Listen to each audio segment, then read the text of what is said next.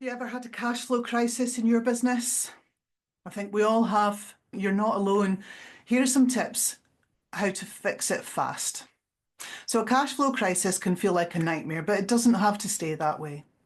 Imagine turning your cash flow challenges into a thing of the past, with more than enough to pay your bills, invest in growth, and still have some money left over. So, here's what you can do. Number one, improve your payment terms. Make sure your customers are paying faster by offering discounts for early payments.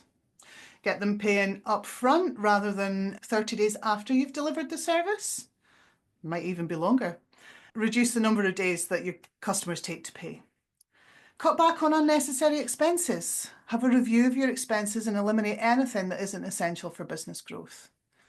And number three, increase revenue streams. Look for new ways to bring in revenue, even from your existing customers. So if you're having a cash flow crisis, let's turn your cash flow around. You can click on the link to book a discovery call and we can start fixing your cash flow issues today.